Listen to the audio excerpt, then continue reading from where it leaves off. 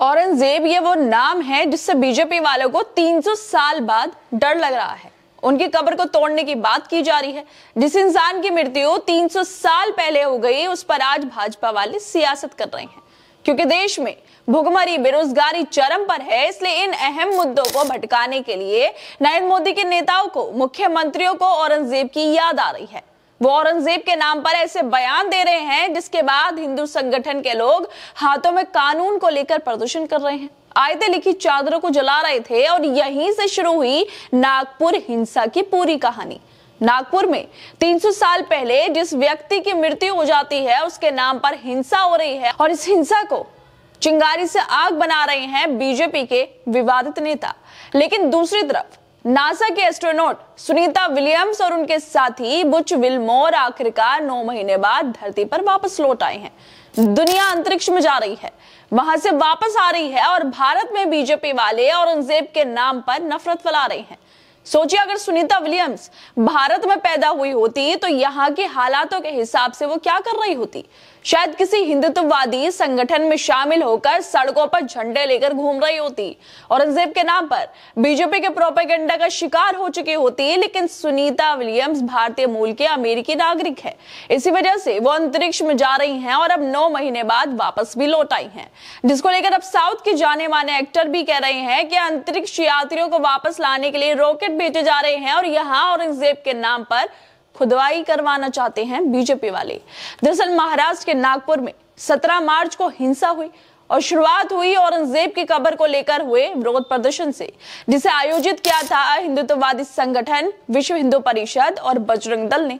इस प्रदर्शन के दौरान घास फूस की एक नकली कब्र बनाकर उसे आग लगा दिया गया और यहीं से फैली अफवाह, जिसके बाद नागपुर के महाल और हंसपुरी इलाके में माहौल बिगड़ गया। हिंसा हो गई, गाड़ियों को फूंक दिया गया, आगजनी हुई, पत्थरबाजी हुई, पुलिस वाले भी घायल हो गए।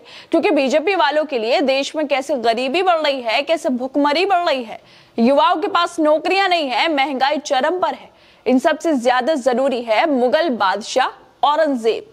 क्योंकि औरंगजेब के नाम पर, धर्म के नाम पर ये लोग जानते हैं कि कैसे लोगों को भड़काया जा सकता है, कैसे धर्म के नाम पर नफरत फैलाई जा सकती है। और यही काम बीजेपी वालों ने कर भी दिखा दिया है।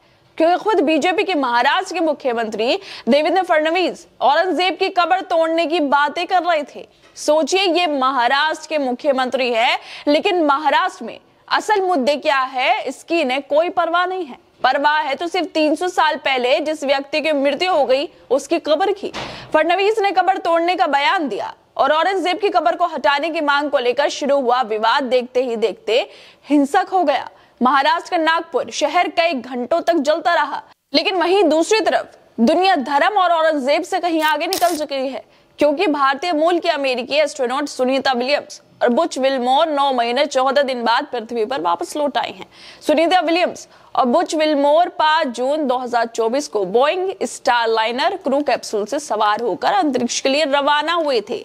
वैसे तो उनका मिशन सिर्फ 1 सप्ताह का ही था, लेकिन स्पेस स्टेशन में तकनीकी खराबी आने की वजह से नासा को स्टारलाइनर को खाली करके अंतरिक्ष यात्रियों को स्पेस में शिफ्ट कराना पड़ गया था। और अब ड्रैगन कैप्सूल अमेरिकी एस्ट्रोनॉट सुनीता विलियम्स और बुच विल्मोर को वापस लेकर भी आ गया है। अमेरिका में, दुनिया में इतनी बड़ी सफलता का जश्न मनाया जा रहा है, लेकिन सिर्फ भारत में धर्म के नाम पर, औरंगजेब के नाम पर हिंसा हो रही है। और इस हिंसा को लेकर साउथ के जाने माने एक्टर प्रकाश राज ट्वीट करते हुए लिख रहे हैं कि शर्म की बात है, आज जब फंसे हुए अंतरिक्ष यात्रियों को वापस लाने के लिए रॉकेट भेजे जा रहे हैं, उस समय कट्टरपंथी 300 साल पीछे जाकर खुदाई करना चाहते हैं। वैसे ये बेहद शर्म की बात है कि दुनिया की सबसे बड़ी आबादी वाला देश, सबसे बड़ा विशाल लोकतंत्र वाला देश, यहाँ पर धर्म के नाम पर आज भी हिंसा हो रही है। सत्ताधारी पार्टियां देश को आगे ले जाने की जगह कब्रों को तोड़ने की बात कर रही हैं। देवेंद्र फडणवीस नागपुर से हैं और उनके गृह नगर से ऐसा होना एक शर्मनाक हार है।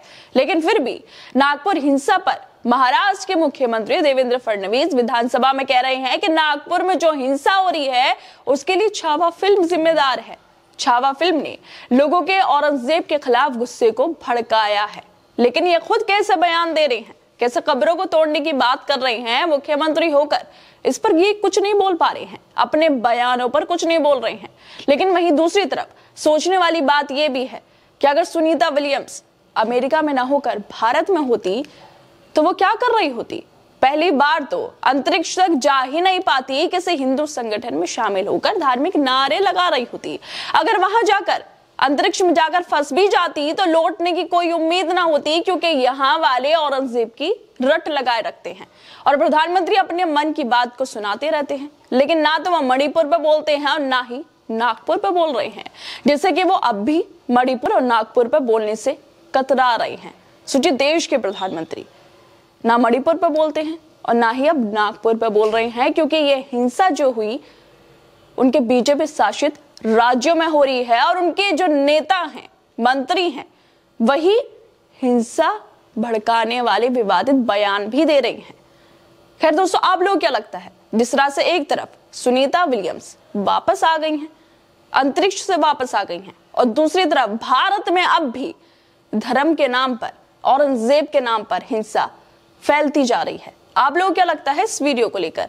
हमें अपनी राय जरूर दें और बाकी तमाम खबरों को देखने के लिए जुड़े रहिए हमारे साथ।